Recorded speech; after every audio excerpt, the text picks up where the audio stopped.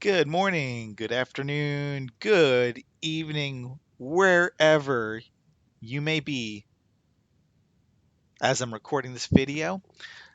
This is your boy Turgon coming at you today, and I'm still in Bag End, and I was looking at a video that I recorded like a month ago and realized it's terribly outdated, and this is an update. So what we're talking about in this video is going to be really two segments. The first segment, I'm going to go over my top 9 commanders for the upcoming season that I'm about to play. I start on Friday, so super excited. I haven't started a season on this account, playing good on this account, since October, because I went and played Evil War of the Ring.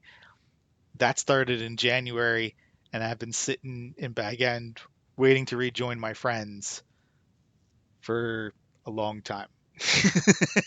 But I'm super, super hype. So without further ado, I'm going to go through this list in no specific order whatsoever, just as they appear over here on the left.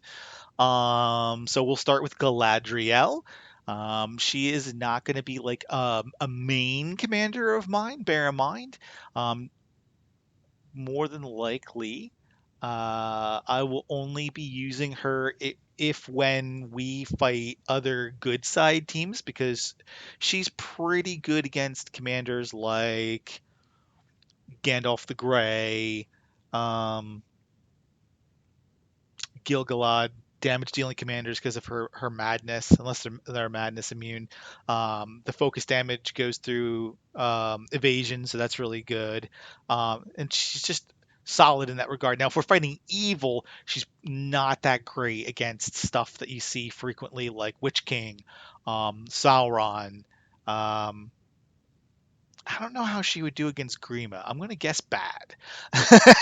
um, she does do well fighting Kyrune and I think Khaldun, so like more commanders that do physical damage. I'm not sure how she would do against Sunand. That might be an interesting one to test. I think she would get shredded because mostly people run Galadriel primarily with guards of the tower and archers absolutely massacre them. I'm not sure how much damage her madness would cause to Asun in those early rounds. At any rate, this is the standard Galadriel build. Nothing has changed with this between this video and the last one. Um, this is a pretty standard setup for her skills. Her gear is a carver with smite. That's pretty standard on her. Scale mail with melee vigor. This season, for the first time, I'm going to use the ancient Numenorian helm for her for the focus, the defense, and the HP for men. Not super in love with this shock trait, but you never know. When it procs, it'll be sweet. um, and then, of course, the worn out smoking pipe for extra heals and focus. All right, so that's Galadriel. We're going to go to Gil-galad. I've covered Gil-galad 60 gajillion times in my other videos. He has been my main for several seasons now. I use the white knife with Might of Elves on him. Need a couple more of these bad boys and then I can finish it off. And then I do High Elf Hallberk for his chest and the Hunter's Guide for the head with Aegis on it. And for the accessory, I use the Silver Harp of Rivendell. This Might of Elves stacks with this one, so I get 18% extra damage dealt by elves from these two items, and also the +6 base attack to elves from the White Knife is really quite good. And then for ranged units, he gets another 3 from the Hunter's Guide. So all that's pretty sweet on him. Um, from a skill perspective, this is pretty much your kind of standard I'm fighting evil build, where you're just trying to mitigate as much focus, burn, poison damage as possible. So based upon the skill points I have available, this would be how I would use him if I was hitting like a Witch King or a Sauron, assuming the Witch King doesn't have Pursuit, of course. If he had Pursuit, then it would go right through Kinley Kin, and that would suck, and you get hurt real bad. You can get around that, of course, if you take all the points out of here, max out White Count, so I'll max out High Alert. He does less damage, and he still takes a fair amount of damage, but the loss ratio is better than the current build I'm showing here. But everything here is pretty standard on Gil. I mean, you want the maxed out R5 tree. You want to point an icicle to take advantage of the stun. So pretty standard Gilly. That's Gilly. You know my Gilly. All right, new this season, I'm going to be running a Sealdoor. And what I plan to do at some point, once I get one of them Elven Hammers, and I can break this Aegis and then turn it into a Discord helmet and stick it on a Sealdoor. And I want to see how much more juice I can squeeze out of him with this approach. I may not do that, though. We'll see. Well, anyway, for a Sealdoor, I'm using the Gigantic Hammer with Rend. I have not been blessed by the Matham gods with the Frenzy Hammer, so I use Rend. I have Ranger's Shroud, Resilience Archers. You would like to have the Resistance on here, like how I have on Gilgalad's High Elf Hauberk for the focus poison, burn damage resistance, but physical, the defense, this is going to reduce physical damage to them, which is good too. So I'm pretty happy with that. And then a Trapper's Hood with Ranged Vigor. Since I'm going to be running a Sealdoor with all ranged, this makes more sense than him than putting Hysteria on him, because Hysteria only works once every 2 rounds for a total of 5 rounds in a fight, assuming the fight goes all 10 rounds. Whereas the Ranged Vigor is going to reduce ranged unit damage by 6% all 10 rounds. So I think that has more value. And then we have the Carved Dragon Tooth with Tactical Mark, so he's going to have Pursuit. From a skill perspective, this is what I got going on with him right now. Of course, you want the R5 maxed, and you're going to be using a blend of elves and men to take advantage of that. You want your Great King to take advantage of this. And I really focus this build more for pew pew. I'm going for damage. I don't care about the madness piece as much with him. And then that's why I also have 2 and 1 here. So the extra 2 attack and the extra 5 defense. With Discord Helmet, I could jack this up more. So because this gives me another 12 points, I would stick 4 in there. So 8. I could do 6 points in here to make this go up to 8, and then 2 more points in here to bring this up to 3. So that would get me what? Oh, the attack stays at 2, so it would increase the defense up to 15. So that could be helpful. Make them a little bit more durable, and if your units aren't taking less damage, they're not dying as much, and if they're not dying as much, you have more of them, and if you have more of them, you do more damage in the next round than you would have. So that is my logic behind trying the Discord helmet for Isildur. Otherwise, I got him going on with the Ring Bearers. I like Ring of Terror over Consequence of Greed because for 2 reasons. Consequence of Greed only is in the first round, and it only affects the enemy army, whereas Ring of Terror is the first 2 rounds and against both the units and the enemy commander. Um, I just like that more because there really isn't any way, or very, very few ways, if someone's figured out the ways, because maybe there is ways and I just don't know, to be able to have madness immunity both for the army and for the commander. Maybe they have determination helmet, and I think there's a trinket, the Mirror's Reins, will make horses stun and Madden immune. So that is one way that you could make both the units and the commander madness immune. But that's real niche. It's for horses only. I've never seen that before, and if I do, I'm gonna laugh. Uh, Not because I think it's stupid or funny, but just because I literally just mentioned it in this video. So if I see it, I'm gonna it's gonna spark the memory of me making this video, and then I'll chuckle, laughing at myself. So at any rate, this is what I'm going on with him, and then the Enfeeble. So that is a Sealdoor. That's what I'm doing with the Sealdoor. That's how I'm thinking about a Sealdoor, and that's how I'm gonna play a Sealdoor next season. I usually have a Heathlane here on Aragorn, so I'm not going to go through Aragorn. You can check out my Aragorn in the other video that I posted a month ago. Um, but I took it off because I'm starting to think through how I want to gear my top three comms for the first 24 hours of the next season. And that's the second segment of this video, which I'm going to go over once I get through these 9 guys. And Aragorn was one of the 9, so we're through 4 now.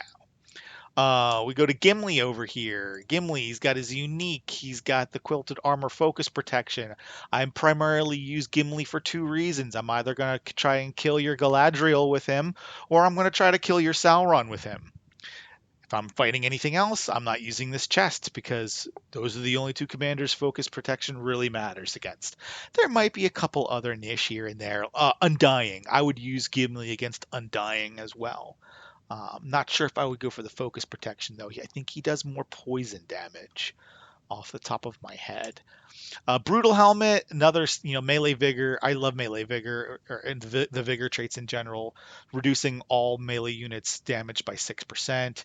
Plus you increase their HP by 3. The might and the speed. This is a great helmet for Gimli if you're not rocking, one of those um, 5-star gold pieces. My roster is on a budget. I'm not a Kraken. A lot of people, seem to think that I'm a lot bigger than I am, and so the Heathlane, another +3 HP, might focus, and the heal. Coming over to Gandalf here. This is this is what I'll be doing with him for like a PvP. Let me check out his skills.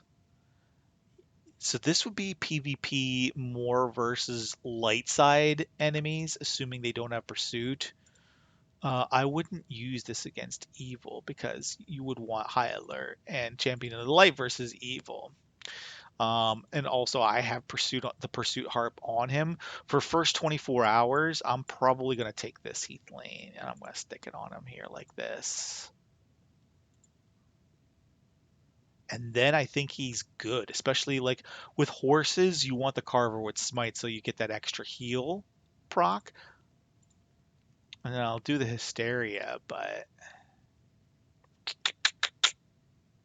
yeah, I think this makes the most sense. The only other thing I could think of would be the Numenorian Helm here, because it gives me defense and HP. But I think this gives I'd lose 18 focus. It's the same amount of HP. I gain 15 defense, but I lose the madness every 2 rounds. I think I might swap this as well. I think because I'm going to be playing Rohan next season, and I will be using men to start those first 24 hours. Now, I will unlock elves pretty quickly, but as soon as I get elves, I'm trying to rock Gil-galad. So, anyway, that is Gandalf. And like I said, from a skill perspective, this is going to be more like what I'm doing when the season starts. I'll cover this all more in detail in a little bit. Let's come over to Theoden here. Cutlass, maxed out, melee might, best purple weapon you can put on him, other than maybe one of these. But I feel like because there is, I think, a skill. There's a trait on here. Mounted, yeah. So this would give him another 9% damage dealt to mounted units, which is really the same thing. So I don't know. The Cutlass gives you more might, gives you the same amount of speed. The Easterling Spear only buffs evil men attack. This buffs all melee. So yeah, the Cutlass over the Easterling Spear. Otherwise, if you're playing Tactics Evolved, you might want to do one of these Mirkwood bows because you'll probably be doing bow knights with dispersion, but Otherwise, I think the Cutlass is the best weapon for him. I got the Superior Halberd on him with Melee Vigor. I think this is the way to go with him early game. You're not going to be encountering a lot of burn damage against on tiles in the first 24 hours you fight, so you might as well mitigate that damage received by melee units by 6%. Um, like, there's also a helmet for this. Where is it?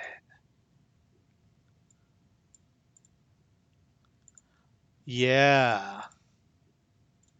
This Mounted Vigor might be better early than the Madness immunity.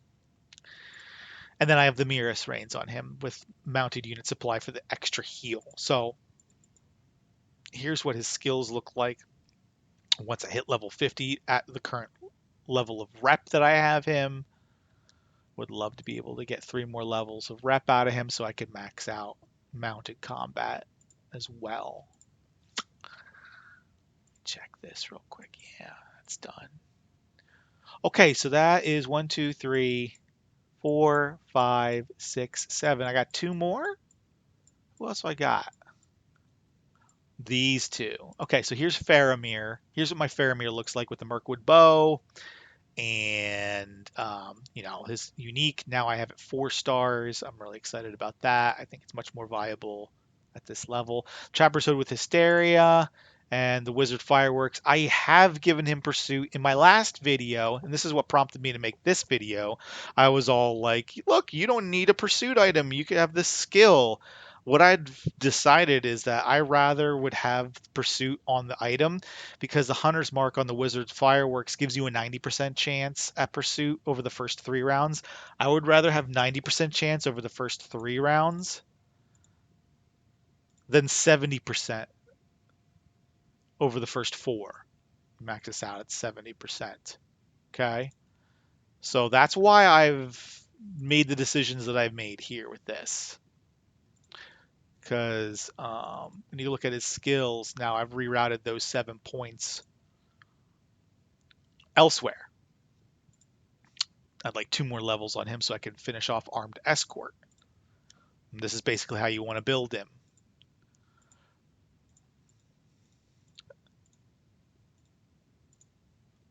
Okay, that is Faramir. And then Dwalin is going to be a big PvE, big tiling commander for me. He is totally set up, aside from the axe, this is going to increase damage. Excuse me, of course. But this, for the melee vigor, HP, HP, and heal. And then early heal, heal, heal, heal, heal, baby. All heals first and then experienced warrior. So what I'm going to do now is move into the next segment of this video where I'm going to talk about the 3 commanders I want to use over the first 24 hours. Dwalin, Theoden, and Gandalf the Grey. Okay, so I have them all set up now. This Heath Lane, I'm starting to think about whether or not I want to put the pipe on there.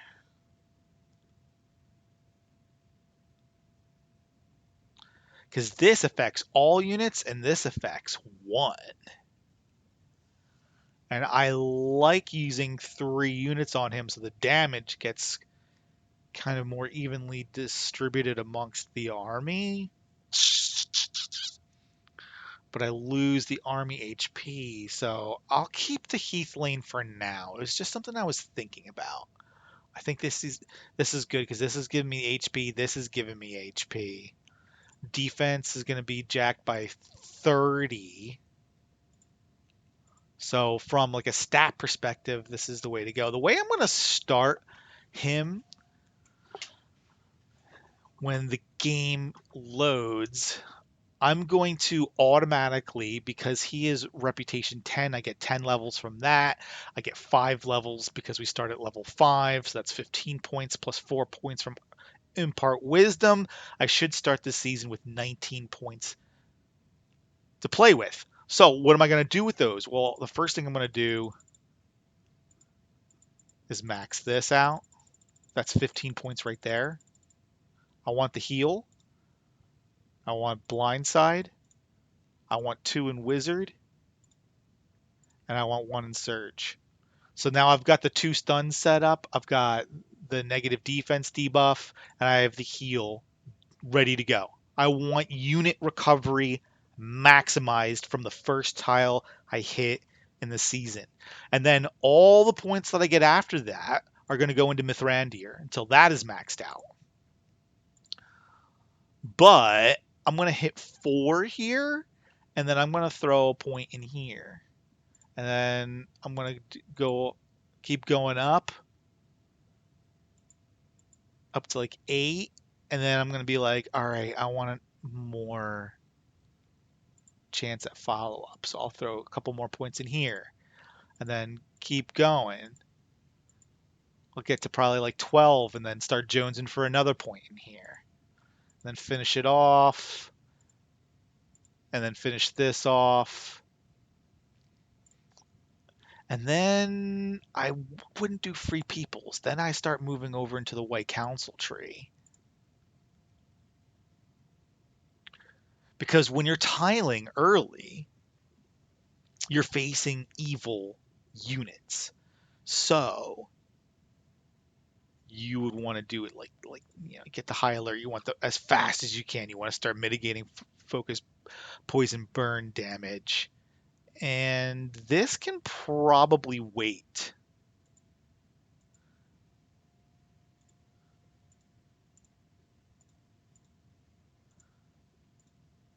Right? You see how I'm like scaling this? So I'll just finish it off the rest of the way now.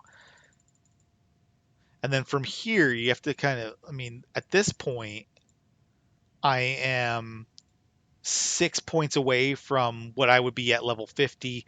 So that means I would be level 44. And quite honestly, like I was saying earlier, I don't use Gandalf the Grey really for PvP. So I don't expect him to get higher than level 44.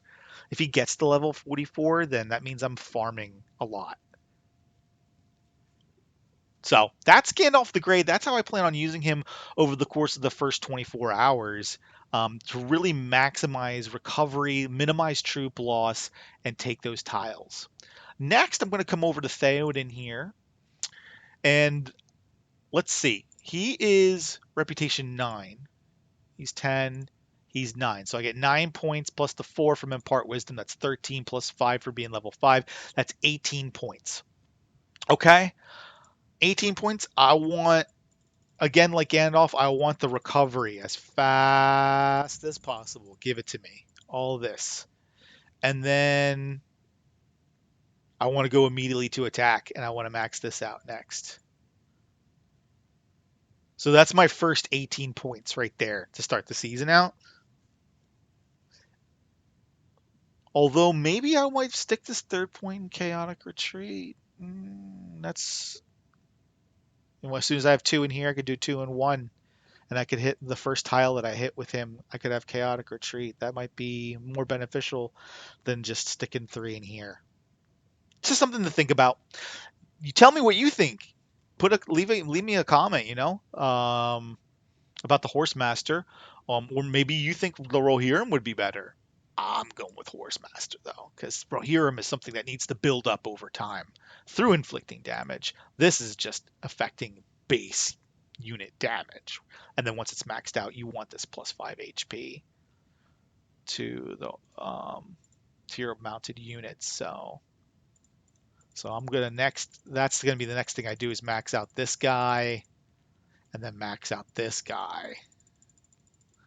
And then I'm coming over to the Rohirrim.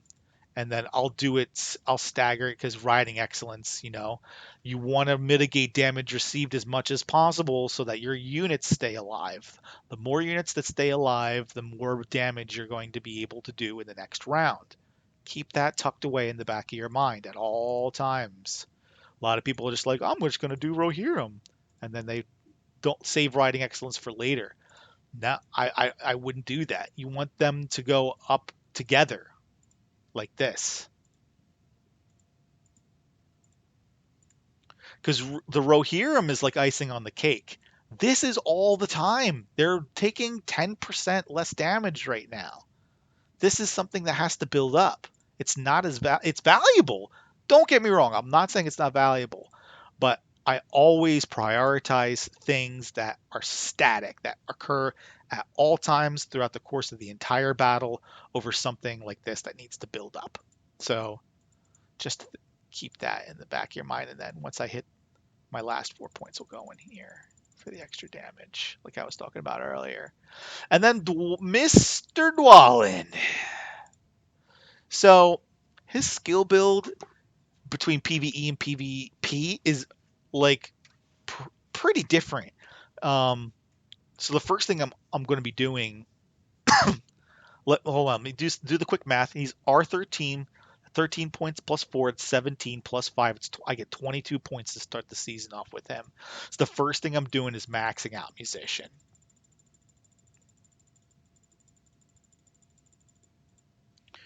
Because the extra army attack plus all the defense and speed, yeah, you want that. And then I'm going to put 1 point in level-headed just to remove the random debuff.